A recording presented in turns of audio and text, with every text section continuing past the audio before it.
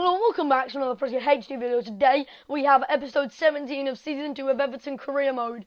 It is the last episode of the transfer window, and then we will power it through to the end of the season, ready to start my new career mode, ready for the 12 days of Christmas.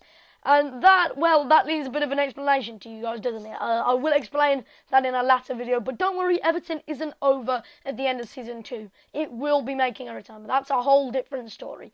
But currently, the team of Liverpool, who aren't doing that well in the league, have fell behind 1-0, and guess who? None other than Cedric Mpassi. Someone suggested for me to get this guy, and told me, get that left mid now, as I quote in the comments back in the summer. I wanted to loan him in, but then I thought, no, I want him permanently. So I waited till January, got him permanently, and he is a tank. Well, it's not always easy to start off in the BPL, is it? Especially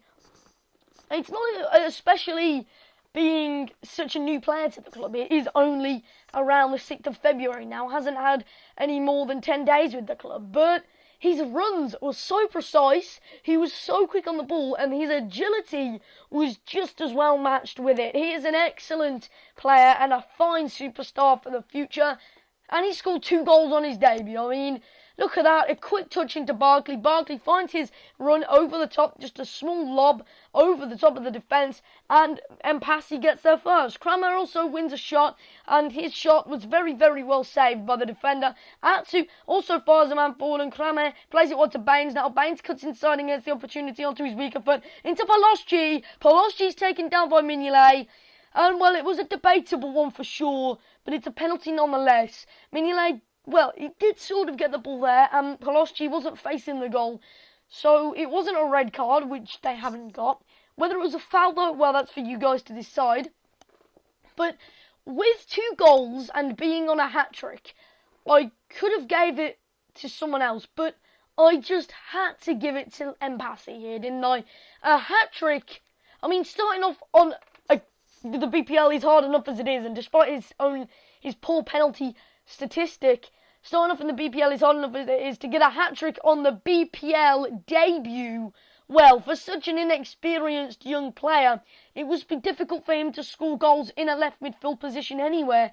But this guy looks like such a vibrant superstar for the future, and is someone to keep your eye on in the coming series. There he is. He should be jubilous here, because it's not only a 3-0 win, and Mpassi was the difference in this game, and it just felt like a breath of fresh air, a bit of new life into the team. Napoli did come back and decide that they counter-offered us our counter-offer with 22 million, and I was like, well, take him for that. Seamus Coleman, of course, a good player, but with Disciglio coming in, I reckon we could handle with Durm and Klein at right back. Of course, Durm can interchange between left back and right back until the end of the season, until Disciglio does come in on pre-contract. But annoyingly, as it always seems to occur, transfer talks have broken down between the 2 clubs. I mean, not between the 2 clubs, between the player and the club. So that always seems to happen on FIFA. When you get an insane offer and you accept it, the transfer talks always seem to break down. I mean, I remember when I accepted like a 50 million offer for a player or whatever back on a FIFA 14 career mode, and this player was only like 81 rated, and then the transfer talks broke down immediately. So that was all the transfer journey until the Manchester United game. So meanwhile, on January still, we have got this very, very important tie against Man United. Chelsea look positive to go through to the next round. Of course, they have gone through now. 5-1 thrashing at Man City means that they will be the team either us or Man United will be facing in the final. It wasn't the best of starts. We go 1-0 behind early on at Goodison Park, and it currently sits at 2-2. So although we go through at the moment on away goals, still wouldn't be ideal, would it? I would prefer a bit more of a stable progression than this.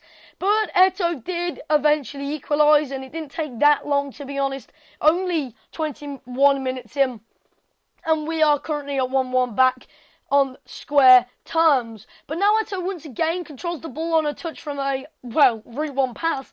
The turn was excellent and the shot was just as good, but the save matched it through Andres Lindegaard. Baines steps over the corner, whips in a fabulous cross towards Malanda, and it was a great header.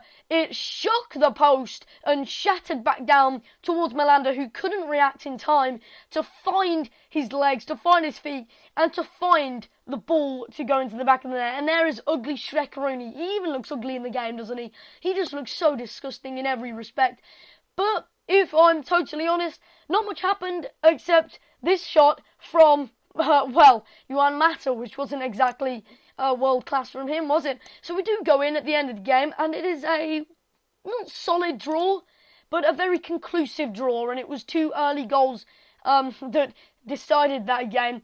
And we do go into the final of the Capital One Cup, which is vital because that could be an important piece of silverware, and I am really looking forward to seeing what we can do there. But back into the other domestic competition, being the FA Cup, we put out a very weak side against Leyton Orient, giving Joel Robles a chance, Browning in there.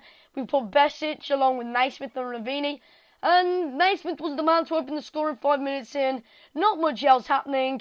Very poor game by the looks of things. Millwall currently drawing Liverpool elsewhere in the other FA Cup ties. But it looked like Durham had pretty much certified victory and established a 2-0 win against League One side Leyton Orient. So, to be expected, to be honest, I think it was a game that was leewayful, if that's a word, to simulate, because it wasn't a fully concentrative, if that's a word, game, if I'm absolutely harshly honest. But it is transfer deadline day, and it's everybody's favourite time in the transfers, isn't it, to be honest? And we are looking to see whether we can get one more signing. We've still got a lot of money left, and it doesn't carry over in this game, as I learned last season, because technically, last season I technically got £0 from the board, because I ended the season on like 20 million or whatever, and then the next season started with 20 million, so it was a bit of a piss take.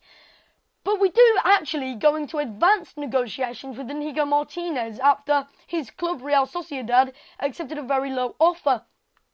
Now, Inigo Martinez is someone I've signed multiple times and I've been interested since the beginning of this career mode. Ultimately, really I wanted Socrates over him. But again, Harrison Reed, who is a glitch player, is someone I'm interested in indirectly. I haven't shown massive highlights of him, but he is definitely someone for next season. Of course, glitch player for Southampton, central midfielder, would be awesome to bring him in. But Inigo Martinez is ultimately our last signing of this transfer window, and it is a transfer deadline day signing, which is the thing. Well, one of my first in a very long time. Don't often leave it this late to sign players in the transfer window. But you can see we now have made a few good signings. Mpassi, of course, Inigo Martinez, who are struggling to find, and normally at the bottom of the list. We've also got, I forgot his name again, Says, the glitched striker on pre-contract, which will be really interesting to see. But as we do fade back into the final hours of the transfers window, it is, it's pretty much the conclusion to it now. And Real Sociedad, after we took one of their players, are looking to take one of ours through Ross Barkley, who is in high demand currently on transfer deadline day. Nobody wants to lose out, do they really? But Napoli do earn the race for Danilo, who's of course a very good right back. Could have got him instead of Desciglio, but I know Desciglio is very mainstream, but I like pre-contracts in this game, and it's the way that we've really improved the club, especially when really, 20 million is a good sum of money, but you can only really sign one world-class player with that, such as Kevin Strootman, perfect example. Otherwise, if you want to improve in multiple areas, you're going to have to just get 80 to 82 max rated players, and that is why pre-contract is so vital in this game. We do go through all the clubs though, and you can pause at any point if you want to see any of these, and we do also have a squad report coming up as well, which you guys, I know, you guys demand a lot. Pardon me, but either way, like I said, just going through all the reports, and it is very disappointing that clubs don't really do much in the transfer window. I've said it before, I'll say it again. Clubs really do lack that killer instinct in your league.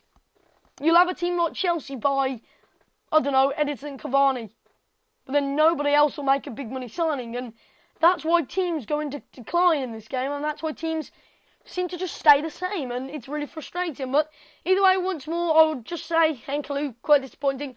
If you want to pause on any of these players, then make sure you do.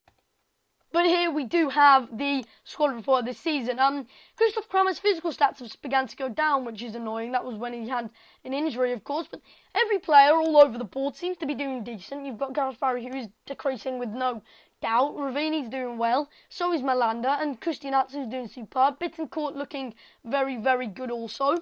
But it's just pretty much routine, and Eto's back to what he started off at 81. And Passy, although we've only just signed him, we signed him at 77, he went back down to 75, then came back up to 76, even though all his stats have gone up. It's been a glitch for ages on career mode. There's one rating on one screen and one rating on the other. But either way, like I said, we are approaching the end of this episode and the end of the transfer window. It's already over, of course, now.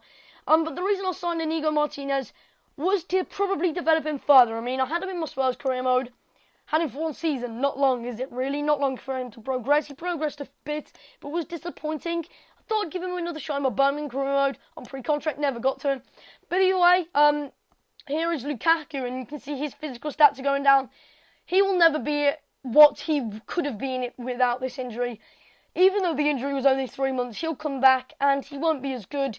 He's coming back in February now, so we are in the month of his return and the month of the Capital One Cup final, of course, against Chelsea, and he will have been back for that. I've already recorded to that point, but I just thought I'd let you know. And anyway, in the next episode, we have got a game against Manchester City, so make sure you look out for that. But I'll have to leave you here, and I'll have to leave you on this little cliffhanger. But anyway, I do thank you for watching. If you did enjoy, make sure you smash that like button. This support on this series has been phenomenal, and I can't thank you enough. Don't do it too often. Follow me on Twitter for any constant updates.